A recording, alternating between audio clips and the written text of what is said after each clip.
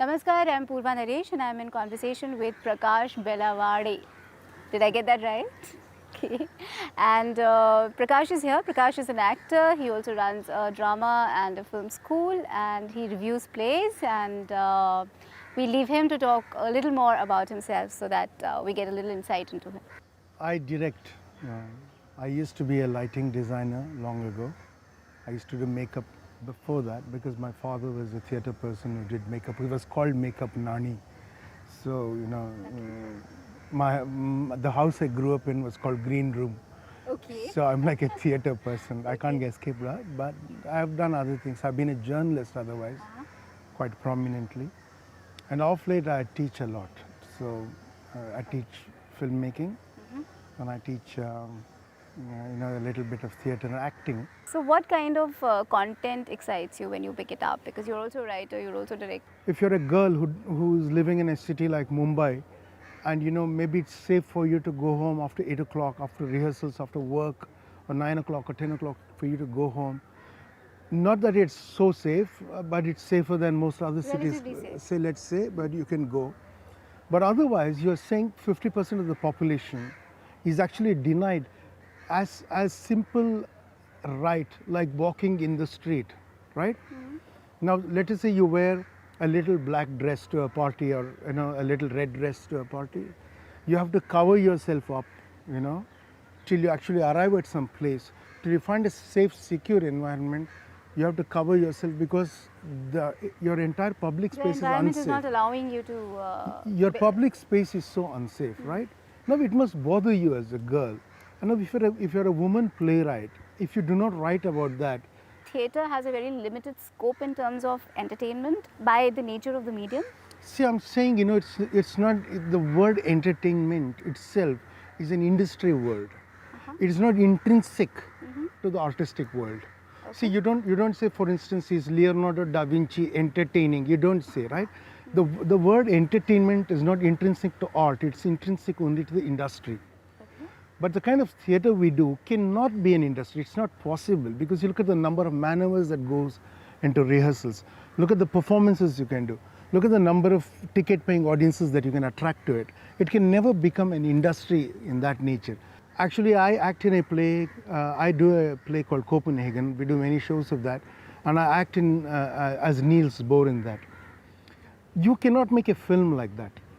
You cannot make a film from India, cast any Indian actor, say he's Niels Bohr. It's not acceptable. Because that's the nature of cinema. The moving image needs this illusion of realism, okay? That is one. Two, I can actually do a play here. I can stage Macbeth here on this lawn with this small audience. We can use this chair as throne, this as the grave. Whatever we can do. Because in the theatre you can do. You can create. You can take space and create anything you want with. Suspension of disbelief is the magic word which works. So like that, there are some things you can do in theatre because it becomes alive at the moment I stop being myself and I begin to enact a role, and you're watching me. A theatre performance is in place already. It doesn't require anything else. And that is why we can do anything we want. We can say anything we want.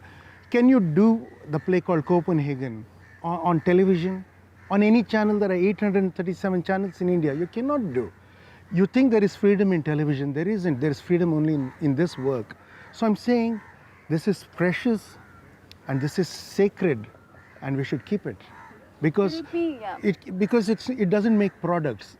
When a performance comes and it dissolves, it must be performed again with physical labor being there.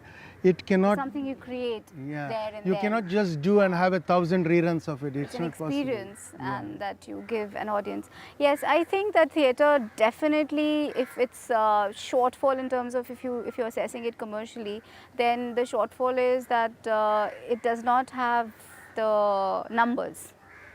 It can never translate to numbers because you can cater to an auditorium of 1,000 people, 2,000 people. But therein lies the magic of freedom. That's true, but I would like to argue with that as well because it's not my own argument. I would like to give the credit to Dr. Hannah de Bruyn, who is actually German, who is working with folk theatre in near Chennai, in Kanchipuram, with Terukuttu. And she says folk theatre is the mainstream. There are 600,000 villages in India.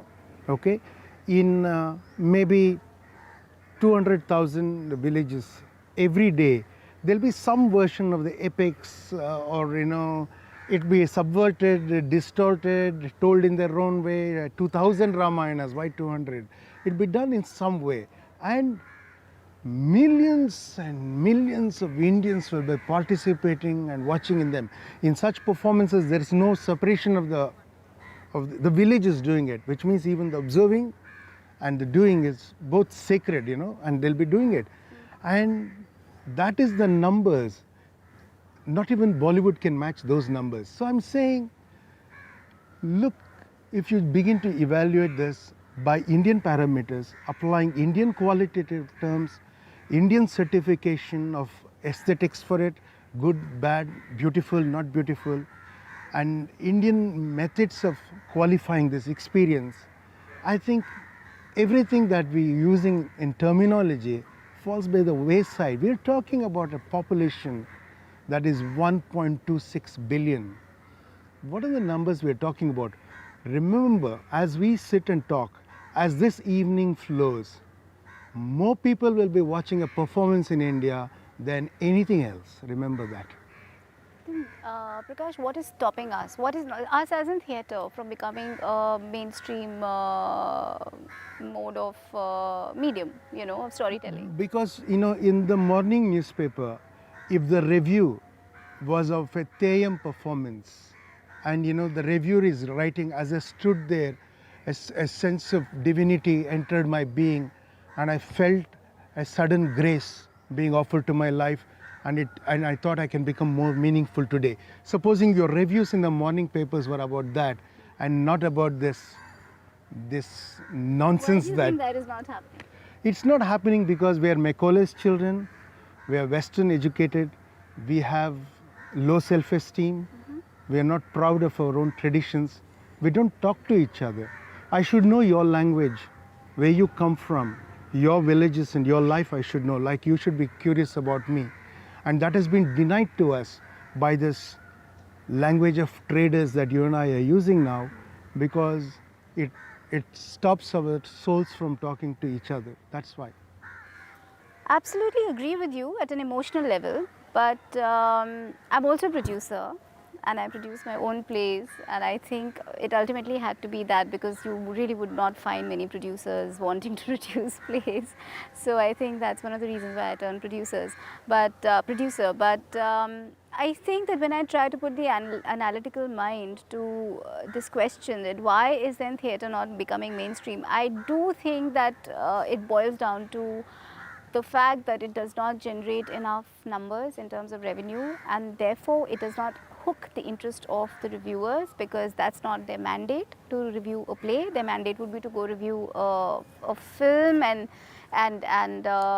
Do you know why people watch sports? Because there is play acting there. See, in the Indian languages, remember, the word for theatre and the word for sport is the same in many languages, That is because, arta, it's the same, That is because, see, supposing the umpire says this, the nation weeps, okay? Crestfallen, his spirit broken, the batsman walks. He's playing a character. Actually, nothing has happened, You're actually play acting, You say heroic batting, He sacrificed his, his wicket to save the guy on the other side. He held on bravely. He lacked spirit. His all these terms are used that you use for characters. They're actually, what is it? It's a game of somebody's throwing something and somebody hitting it, But because they become characters, you play out a saga there. A narrative happens, Rasa is produced, as far as I'm concerned. The whole nation's spirit moves with it, okay? It's a substitute for the live action. It's irreplaceable, okay? So I'm saying that is mainstream, and that happens. In cricket, it's money. That's why a lot of people who can do it. If you can make Indian villages rich, if they can pay for the entertainment, if there is If the, That's if a beautiful thought. right, I mean, Absolutely I'm beautiful saying thought. it's where we are Could make the applying villages this rich. thought. I think Yeah, that's what yeah. all of us are now striving towards and looking Yeah. within and finding that. I think that's a beautiful and a wonderful statement. But yes, I mean, theatre, I do think is.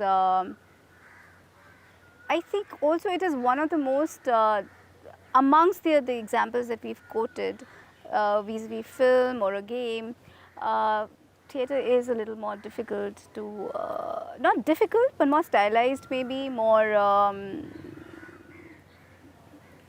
difficult to See, in accept. truth, television has become Relatively. closer to people than cinema. Cinema is moving away from people because it's becoming expensive to go and watch cinema. They wait for it to come on television. So television has become, friendly to the people. It brings the world to their living rooms or their huts or wherever. Television is actually accessing all the people. Actually, I'm actually quite moved by television because it comes without filters. What the prime minister of this country watches, what the richest industrialist of this country watches, the poorest villager in India also watches, because it comes without filters. Television, it comes to everybody equally. So actually, television is solving some of these problems, but with all that,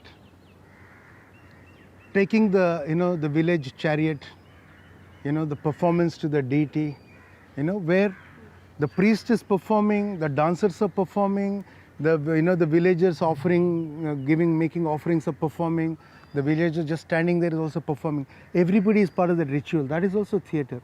I'm saying the theatre that we are talking about is to take a narrative, take a story from our own lives. I'm saying we should take a story and use it in the story from the epics or use it in the story from somewhere else, but it's actually our own story that we are telling. Yeah. I think live performance is turning out to be the magic word in our conversations today. And I think thank you, Prakash, for giving us a beautiful thought in a line that if we could make our villages richer, then theatre would definitely be one of the stronger contestants in the market of entertainment.